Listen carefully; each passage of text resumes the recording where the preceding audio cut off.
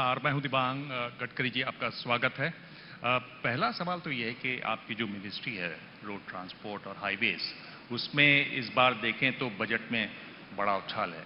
2,70,000 करोड़ का आपके पास बजट है। ये हम देख रहे हैं कि 27 फरवरी को आप एक ग्रीनफील्ड प्रोजेक्ट हाईवे का भी शिलान्यास करने जा रहे हैं। मेरा सवाल आपसे ये है कि क्या ये जो 2024 का रास्ता है वो आपके हाईवेज से होके जाएगा संसद भवन? देखिए, पहली बात तो ऐसे भी कोई भी पार्टी और कोई भी सरकार को 5 साल काम करने का मौका मिलता है। वो जनता आशीर्वाद देती है और 5 साल के काम का जो परफॉर्मेंस होता है वो जनता के सामने जाता है। मैं अक्सर एक बात याद रखता हूं कि financial audit is very important, but performance audit is more important than financial audit. हमारे पार्टी का, हमारे नेतृत्व का, हमारे मंत्रियों का जो परफॉर्मेंस ऑडिट कार्ड है, ये निश्चित रूप से बहुत महत्वपूर्ण है। और मैं ये विश्वास के साथ कह सकता हूं कि 75 साल देश के लिए हो रहे हैं, पर इस 8 साल में मोदी जी के नेतृत्व में हमारी सरकार ने जो काम किया है, उसकी तुलना अगर पिछले 60 साल की कांग्रेस के राजवट के साथ करेंगे तो उससे भी कई गुना ज्यादा हमारी सरकार ने काम करके दिखाया। ये परफॉर्मेंस जो हमारा है, यही हमारी ताकत है, शक्ति है, और यही लोगों की हमसे अपेक्षा है। तो मेरा सवाल वही है कि तो आप कह रहे हैं कि ये जो आप हाईवे बना रहे हैं उसी से रास्ता खुलेगा अगले चुनाव? मैं अगर ये पूछूं आपको कि आपकी टीआरपी बढ़ाना है तो यह आवश्यक ही है, क्योंकि आप धंधा करने आए हो तो आपके मीडिया में आपकी टीआरपी बढ़नी चाहिए। तो हमारी टीआरपी क्यों नहीं बढ़नी चाहिए? अगर जनता में जाएंगे तो हमारा काम से अगर हम लोग लोकप्रियता हासिल करेंगे तो करना चाहिए। तो मुझे लगता है कि politics is the instrument of socio economic reform, और देश के लिए हमारी पार्टी में 3 बातें थी। जब मैं अध्यक्ष था तो भाजपा कार्यालय के बाहर दिल्ली में एक अटल जी और अडवाणी जी की फोटो के साथ वो लिखा था, राष्ट्रवाद ये हमारा आत्मा है, गुड गवर्नेंस एंड डेवलपमेंट ये हमारा मिशन है, और अंत्योदय जो व्यक्ति शोषित है, पीड़ित है, दलित है, सामाजिक आर्थिक शैक्षणिक रूप से पिछड़े हुए हैं, जिनके पास घर नहीं है, शरीर पर कपड़ा नहीं है, खाने के लिए रोटी नहीं है, उनको भगवान मानकर हम उसकी निरंतर सेवा करते रहे। और जिस दिन उनको रोटी, कपड़ा और मकान मिलेगा उसी दिन हमारा कार्य पूरा होगा, ऐसा हम समझेंगे। ये पंडित दीनदयाल उपाध्याय जी का सोशियो इकोनॉमिक थिंकिंग हमारा उद्दिष्ट है, और हम कोई छुपाते नहीं है। हमारे विचारों को लेकर हम उद्दिष्ट के अनुसार गुड गवर्नेंस और डेवलपमेंट में अच्छा काम कर रहे हैं, और जनता का भी हमारे से यही अपेक्षा है। अगर आप देखें तो national highway authority of India जो है, उसका जो कर्ज है वो लगातार बढ़ रहा है। 3.4 लाख करोड़ रुपया उसका कर्ज है। उस हालत में आप कैसे जगह बनाएंगे काम की संभावना? देखिए, ये अच्छा हो गया मुंबई में प्रश्न पूछ रहे हैं आप। अभी मुख्यमंत्री चले गए, जो एमएसआरडीसी है उसका संस्थापक अध्यक्ष मैं था, और मैं उस समय मेरे पास 5 करोड़ रुपए थे, और मैं दिल्ली मुंबई पुणे एक्सप्रेस हाईवे, वर्ली बांद्रा सी लिंक प्रोजेक्ट और 55 फ्लाईओवर बना रहा था। तब तो मेरा रेटिंग भी नहीं था, कुछ नहीं था। तब धीरूभाई अंबानी और रतन टाटा, जब पहली बार मैं बॉन्ड्स को लेकर कैपिटल मार्केट में गया था, तो 500 करोड़ की जगह, मैं 96-97 की बात कर रहा हूं, आज वो 20 गुना ज्यादा होगा पैसा, 500 करोड़ के बजाय मुझे 1100 करोड़ मिले, ओवर सब्सक्राइब। और आज आपको बताता हूं कि ये सब काम भी, पैसे भी, कर्जा वापस हो गया। अब महाराष्ट्र सरकार ने मुंबई पुणे हाईवे बेचकर 8,000 करोड़ रुपए मोनेटाइज किए। अभी आपको एक उदाहरण बताता हूं कि अभी मैं कुछ दिन पहले मुंबई आया था स्टॉक एक्सचेंज। इनविट मॉडल में हमने हमारे बॉन्ड्स को सब्सक्राइब किया था। 10 दिन की मुदत थी, और मेरे कार्यक्रम में 10 दिन के बाद वो घंटी बजाकर उसको क्लोज करने का एक पद्धति रहती है, और एक पहले ही दिन 7 घंटे में हमारा bond issue 7 times over subscribe हुआ। और मैं गोवा में एक कार्यक्रम के लिए गया था, वहां से छोड़कर मैं दूसरे सुबह मुंबई आया और हमने उसको क्लोज किया। तो ये बात सबसे गलत है कि हम लोग, ये जो लोग हमारी इकोनॉमिक्स को नहीं समझते हैं, वो ये लिखते हैं अखबार में, अभी मेरा टोल का इनकम 40,000 करोड़ है और 2024 जब खत्म हो जाएगा तो हमारा टोल का इनकम 1,40,000 करोड़ है। हमारा हर प्रोजेक्ट का इंटरनल रेट ऑफ रिटर्न 13 और 14 है और इसलिए हम जितने रोड बना रहे हैं वो तो सरकार का 2,70,000, उसमें 3 लाख करोड़ मैं मार्केट से खड़े करके पैसे डाल के 5 लाख करोड़ के काम हर साल करता हूं। कोई प्रॉब्लम नहीं, AAA रेटिंग है, वर्ल्ड रिकॉग्नाइज NHAI है और हम कोई कर्जे को, ये 3 लाख कर्जा है, भूरका है हमारे लिए, भूरका।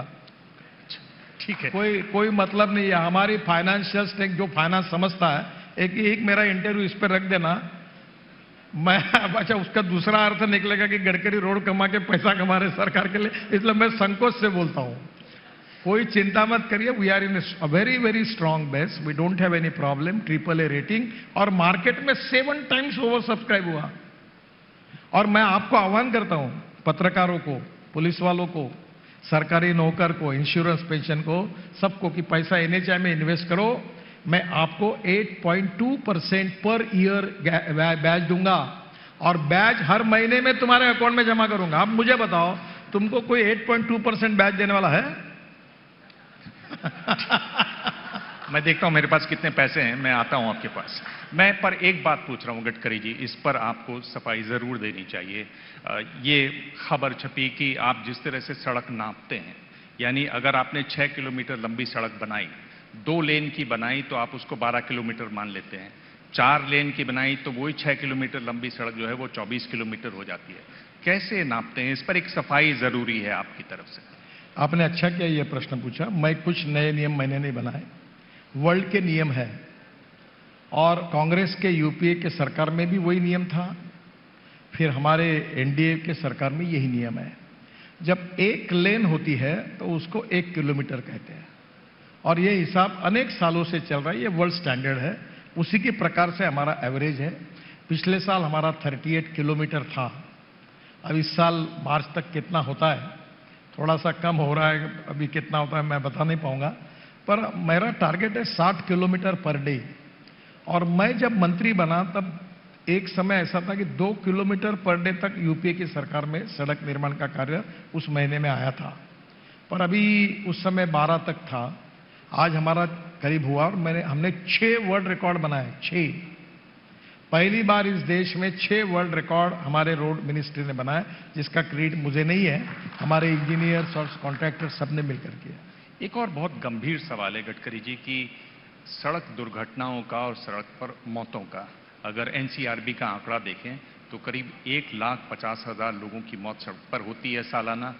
हाईवेज पर, नेशनल हाईवेज पर 1/3 मौतें होती हैं और अगर आप देखें तो ग्लोबली जो मौतें सड़क पर होती हैं 11% मौतें भारत में होती है, जबकि वर्ल्ड बैंक का आंकड़ा है कि हमारे पास केवल 1% गाड़ियां हैं। इस पर आप कितने चिंतित हैं, इसको आप कैसे देखते हैं? देखो, मैं पूरी तरह चिंतित हूं और मेरे डिपार्टमेंट का यही ब्लैक स्पॉट है। मैं बहुत कोशिश कर रहा हूं पर मुझे कबूल करने में संकोच नहीं कि इसमें मैं कामयाब नहीं हो पाया। हमारे देश में हर साल 5 लाख एक्सीडेंट होते हैं, 1.5 लाख मौतें होती है और 18 से 34 वयोगट में 60% लोग मरते हैं। नए नए इंजीनियर, डॉक्टर, लड़के लड़कियां, उनका देहांत होता है। और इसमें सबसे बड़ी बात है कि इसमें हमें सबका सहयोग चाहिए, ह्यूमन बिहेवियर बदलना चाहिए।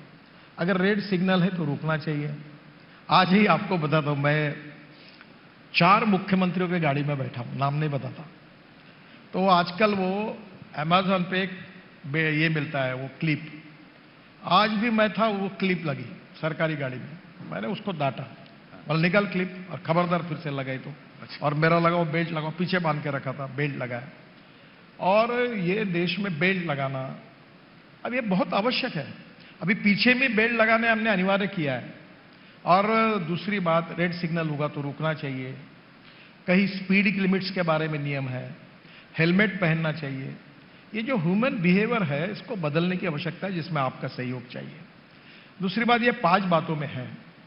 ऑटोमोबाइल इंजीनियरिंग हमने सुधार किए, एयर बैग्स लाई, क्वालिटी सुधराई, जो जो करना है उसमें सुधार किए, इंटरनेशनल स्टैंडर्ड वर्ल्ड पैरामीटर के साथ पहुंचे।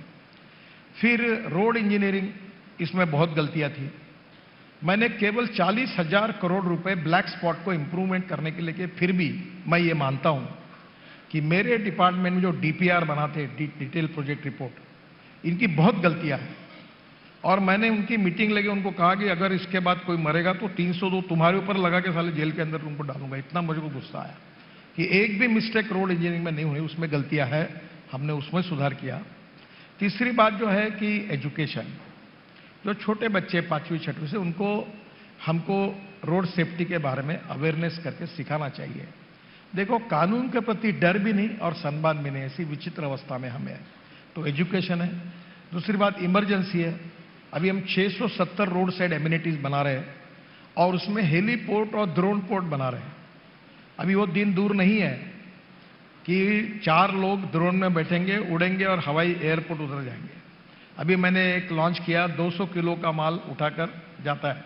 अभी चेन्नई का एक हार्ट इंस्टीट्यूट लंग्स और हार्ट को ट्रांसप्लांट करता है, वो एयरपोर्ट पे लंग्स और हार्ट आने के बाद ट्रांसप्लांट करने के लिए वो ड्रोन से उठ के उनके हॉस्पिटल में जाता है।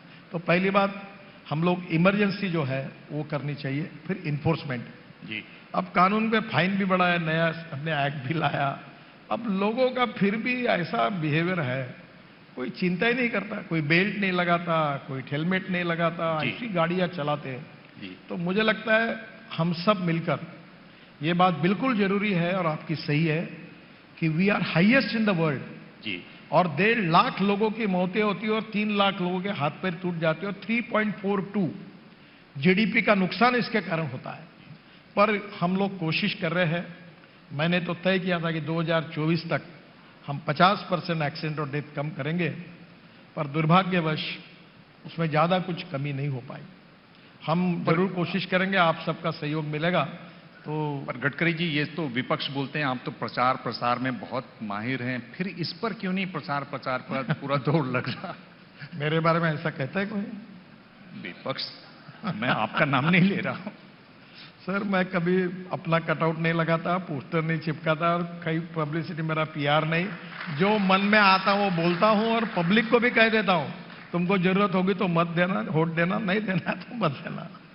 तो मैं एक बात आपको बता दूं, इसमें हम लोग अभी बड़े बड़े फिल्म एक्टर्स को हमने एम्बेसडर बनाया, सेलिब्रिटीज को। मैं आपसे भी अनुरोध करूंगा, आप इस पे प्रोग्राम करिए, बच्चों को बुलाइए, लोगों को बुलाइए। आप आएंगे इस प्रोग्राम? हाँ, मैं आऊंगा। ठीक है, ये ह्यूमन बिहेवियर को बदलना ये मीडिया के सहयोग के बिना नहीं। ये जरूर करूंगा। एक जो बड़ी शुरुआत हो रही है और ये दुनिया भर में शुरुआत हो रही है, वो इलेक्ट्रिक व्हीकल्स की है। एक आंकड़ा है कि 2030 तक भारत में प्राइवेट गाड़ियों की बात करें तो वो 30%, कमर्शियल व्हीकल्स में 70% जो है वो इलेक्ट्रिक व्हीकल्स हो जाएंगी। क्या ये लक्ष्य है और क्या आप वहां तक पहुंच पाएंगे? देखिए, ये लक्ष्य 2030 वाली बात हमने कभी कही नहीं। मैं पब्लिक को सवाल पूछता हूं कि आपके पास अगर गाड़ी है और उसके ऊपर पेट्रोल का खर्चा आपका 25,000 रुपये महीना है और कल उससे कंफर्टेबल गाड़ी आपको उसी प्राइस में मिलेगी और आपका खर्चा 2,500 रुपये होगा, तो आपको कोई मार्केट करने की जरूरत है? ई स्कूटर, ई ऑटो रिक्शा, ई बाइक, ई बस, अब ई कार। आपको बताता हूं कि electric, ethanol, methanol, biodiesel, bio LNG, bio CNG, green hydrogen, ये हम लोग 16 लाख करोड़ रुपए का फॉसिल फ्यूल इंपोर्ट कर रहे हैं और हमारे प्रदूषण का कारण वो है। और हमारे देश में हमारा किसान अब अन्नदाता नहीं ऊर्जादाता बन रहा है। हम पेट्रोल में 20% इथेनॉल डाल रहे हैं, धीरे धीरे ग्रीन हाइड्रोजन किसान बनाएगा। और मैं आपको बताता हूं, इलेक्ट्रिक में इतना हुआ कि मैं जब कहता था, आज मैं नाम नहीं बता सकता आपको, ये बड़े बड़े ऑटोमोबाइल मैन्युफैक्चरर मुझे कहते थे कैसे संभव होगा, कैसा होगा, आप एकदम कह रहे हो, समय लगता है। एक बड़े उद्योगपति ने मुझे कहा, ऑटोमोबाइल पहले 5 में है, कि आप जब ये ई व्हीकल की बात करते थे हमने आपको सीरियसली नहीं लिया क्योंकि हमारा विश्वास था कि ये हो नहीं सकता, पर अब हमको लगता है कि वी मिस द बस। और आज इंडियन ब्रांड्स ऐसे हैं कि जो इलेक्ट्रिक व्हीकल को प्रायोरिटी दे रहे, फैक्ट्री 4-4 हजार करोड़ रुपए इन्वेस्ट करके लिथियम आयन बैटरी की फैक्ट्री डाल रहे हैं और उसका जो सेल है वो 350% बढ़ा है। और आने वाले समय में ई व्हीकल इतने बढ़ेंगे। अभी हाइब्रिड आ गया जी, ये मालूम है, टोयोटो की एक कैमरी करके गाड़ी थी, उसमें पेट्रोल डालने के बाद 60% पेट्रोल और 40% इलेक्ट्रिक तैयार करती थी। अब टोयोटो की पूरी गाड़ी आ रही जो 100% इथेनॉल फ्लेक्स इंजन, इथेनॉल का रेट 60 रुपए, पेट्रोल का रेट 120 रुपए, और फिर वो 40% बिजली तैयार करेगी तो पेट्रोल का रेट आएगा 25 रुपए लीटर। फिर मेरे पास ग्रीन हाइड्रोजन की गाड़ी है घर पे, ग्रीन नहीं है, हाइड्रोजन की गाड़ी है। जी जी। हाइड्रोजन ये फ्यूचर का फ्यूल है।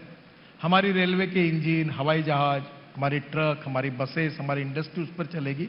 और आने वाले समय में हमारा देश ऊर्जा को आयात करने वाला नहीं, उसको निर्यात करने वाला भारत देश बनेगा, ये मेरा विश्वास है। इसमें एक जो अभी हाल में खोज हुई जम्मू कश्मीर में, करीब 60 लाख टन लिथियम अच्छी क्वालिटी का मिला है, लेकिन सवाल है कि क्या हमारे पास टेक्नोलॉजी है, क्या हमारे पास पैसे हैं कि उसका इस्तेमाल हो, क्योंकि 70% ये हम चीन से मंगाते हैं, उस पर कोई काम हो रहा है क्या? देखिए, पहली बात तो ऐसे कि लिथियम आयन बैटरी कॉस्टली है। उसकी cost per kilowatt per hour $150 थी, आज वो कॉस्ट $115 हुई है। और एक साल के अंदर, ये मेरा अजम्पशन है कि उसकी कॉस्ट $100 पे आएगी। तो पेट्रोल की गाड़ी और इलेक्ट्रिक की गाड़ी की कीमत, इलेक्ट्रिक बस और डीजल बस की कीमत सेम होगी।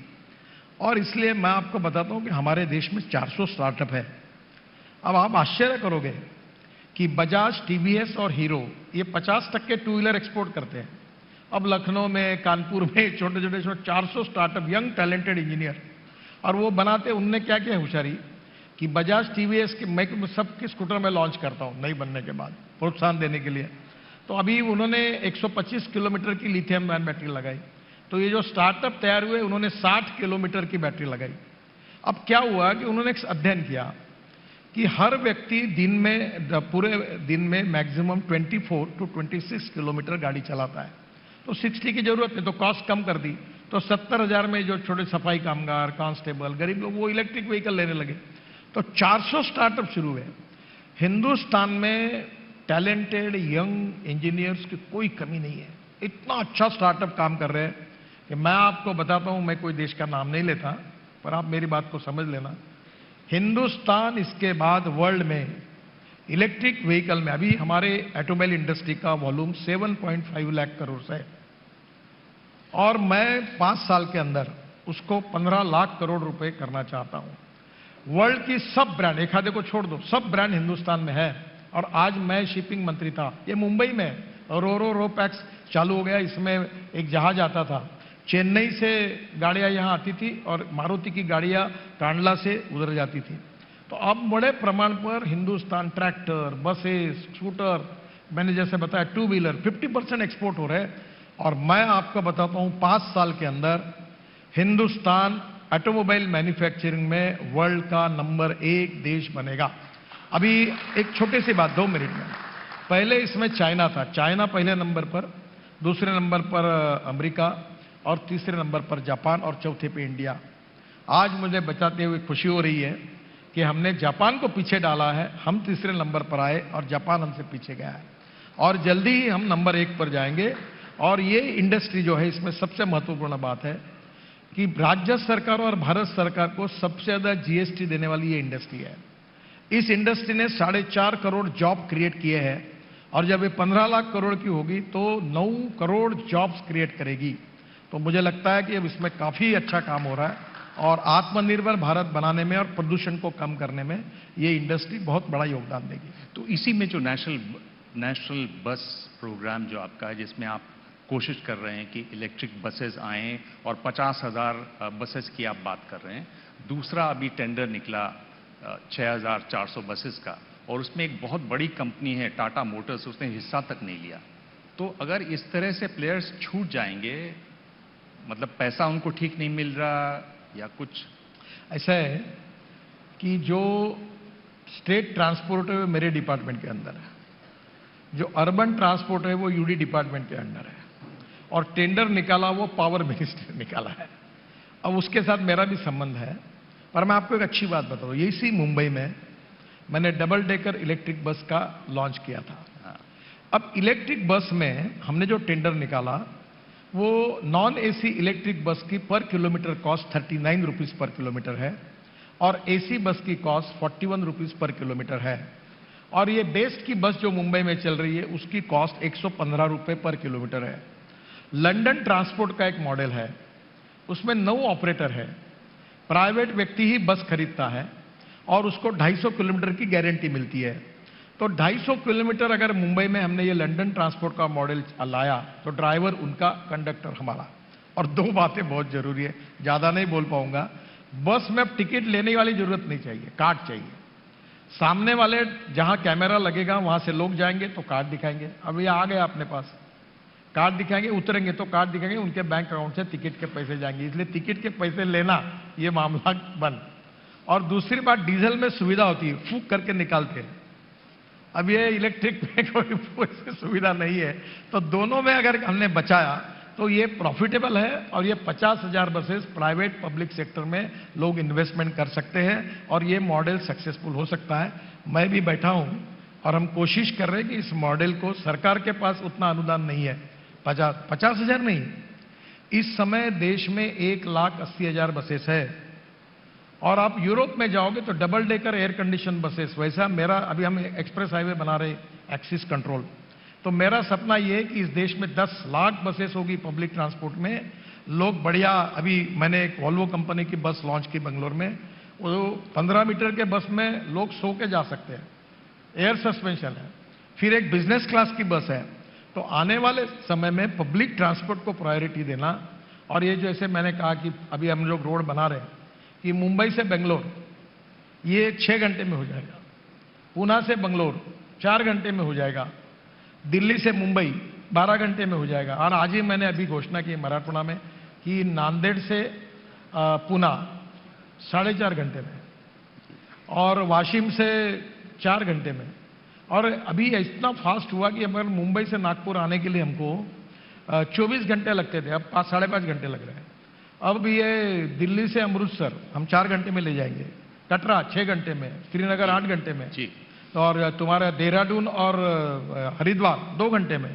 तो मुझे लगता है कि अब ये पब्लिक ट्रांसपोर्ट होगा, लोग जाएंगे तो निश्चित रूप से इससे लोग उसको ज्यादा यूज करेंगे और कंफर्ट भी ज्यादा होंगे। जी, मंत्रालय के तो सारे जवाब आपको बहुत अच्छी तरह से याद है, हम बहुत मेहनत से काम करते हैं, साफ दिखाई दे रहा है। पर 24 की जैसे बात करें तो उसमें अलग अलग उसमें भी मॉडल है। एक तो मॉडल है जो ये कहता है कि रेवड़ी पॉलिटिक्स चलेगी और उससे वोट मिलेंगे। एक मॉडल है जिसमें कह रहे हैं कि नहीं साहब, अडानी और अंबानी पर हमला कीजिए और उससे वोट मिलेंगे, राहुल गांधी की बात कर रहा हूं। एक है जो जाति पर ज्यादा विश्वास करते हैं। आप कैसे ये जो अलग अलग मॉडल हैं विपक्ष के, कैसे उसका जवाब देंगे? देखो, हम उनका जवाब नहीं देंगे, देने की जरूरत भी नहीं है। हम बड़े पॉजिटिव एटीट्यूड के हैं। हमें जो अवसर मिला है उसके आधार पर हमने जो जो काम किया, प्रधानमंत्री जन धन योजना हो, आयुष्य योजना हो, रोड इंफ्रास्ट्रक्चर हो, रेलवे हो, 100 एयरपोर्ट हो, एग्रीकल्चर में नैनो यूरिया से लेकर परिवर्तन किया। हम अपने काम के भरोसे पॉजिटिविटी के साथ लोगों के मन में ये विश्वास पैदा कर हमने किया है और आगे चलकर इसी बात पर जाएंगे कि हमने ये काम किया है। और आपने जो देखा वो केवल ट्रेलर है, सही फिल्म शुरू होना बाकी है। आप हमको साथ दो और इसी काम के ऊपर अगले इसमें हम ज्यादा काम करेंगे और पॉजिटिविटी के साथ हम जीतेंगे। अब कौन क्या बोल रहा है, कौन क्या कह रहा है, मैं ही सीरियसली नहीं लेता, कोई भी नहीं लेता, तुम काहे के लिए लेते हो? ये तो ठीक है, ये भी एक जवाब देने का तरीका है। और मैं इसी पे पूछ रहा हूं कि देखिए, कल यहां पर अरविंद केजरीवाल थे, वो उद्धव ठाकरे से मिले और उन्होंने कहा कि असली शेर वही हैं और वही असली शेर हैं। और जब महाराष्ट्र में चुनाव होंगे तो उनके परिणाम बीजेपी का जो गठबंधन है उससे कहीं ज्यादा अच्छे होंगे। आप महाराष्ट्र के हैं, आप कैसे आंकते हैं इस पूरी लड़ाई को? मुझे तो मालूम नहीं, मुझे तो सब अपोजिशन पार्टी के लोग मिलते रहते हैं और मैं ऐसा नसीबवान सांसद हूं कि मेरे डिपार्टमेंट में जब पार्लियामेंट में चर्चा हुई तो सभी पार्टी के 75 मेंबर ऑफ पार्लियामेंट ने अपने विचार रखे और 75 लोगों ने मुझे धन्यवाद दिया और मुझे अभिनंदन किया। तो मैं बता दूं कि पॉलिटिक्स में अब कौन किसको मिलता है, मिल सकता है लोकतंत्र में, कोई कहीं भी जाए, कुछ भी बोले, जनता की अदालत में जो होगा वो होगा। आप चिंता क्यों करनी चाहिए? मैं आपको बताता हूं, बहुत से लोगों के मुंगेरी लाल के हसीन सपने की कहानी रहती है और बेचारे सपनों में खुश है, तो उनकी खुशी आज क्यों, उनको दुख क्यों पहुंचाते हो आप? जब तक चुनाव होगा तब तक खुश रहने दो। चुनाव होने के बाद हम ही जीत के आएंगे और फिर से एक बार हमारी भारतीय जनता पार्टी और एनडीए की सरकार आएगी। महाराष्ट्र में भी आएगी, देश में भी आएगी और जो काम मोदी जी के नेतृत्व में हमने किया है उसके अच्छे परिणाम आएंगे। शिवसेना में जो ये असली नकली का खेल हो रहा है, मुझे किसी बात की चिंता नहीं, मेरे लिए तो सवाल है गडकरी जी, असली नकली का जो खेल हो रहा है, क्या आपको लगता है इससे उद्धव को फायदा होगा? एक सिंपैथी मिल रही है उनको, जिस तरह से उनसे सब कुछ छीना जा रहा है। आपको एक पता होगा, व्हेन मैटर इज सब जुडिस, तो कोई टिप्पणी पार्लियामेंट और विधानसभा में नहीं की जाती। अब ये मामला सुप्रीम कोर्ट में चल रहा है, मेरे से क्यों बुलवाते हो? जो दम है वो चलते रहेंगे, जो होगा सो होगा, आगे आगे देखो होता है क्या। एक ये कहा जाता है कि जब आप मेहनत करेंगे, परिश्रम करेंगे तो उसका फल जरूर मिलेगा। अब बड़ी मेहनत की राहुल गांधी ने, 3000 से ज्यादा किलोमीटर चल लिए वो। क्या आप लगता है ये जो भारत जोड़ो यात्रा की कोशिश थी उसका फायदा होगा कांग्रेस पार्टी को? देखिए साहब, पसीना कितना भी निकालने से कोई पहलवान नहीं होता। जब सिस्टमैटिक वे से जब व्यायाम करता है, कसरत करता है, तो पहलवान होता है। अगर यही बात होती तो लकड़ी तोड़ने वाला ही भारत श्री बन जाता था, हिंद केसरी।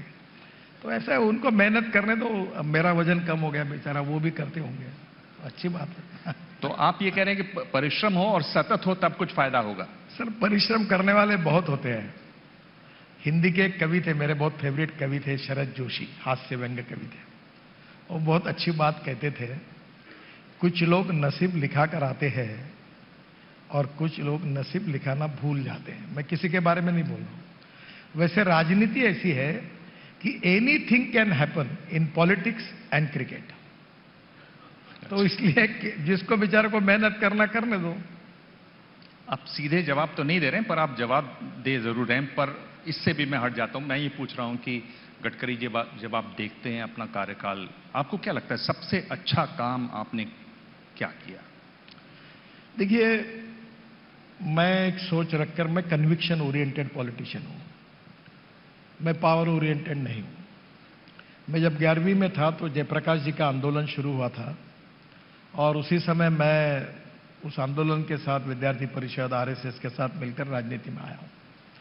और मैं मानता हूं कि politics is the instrument of socio economic reform.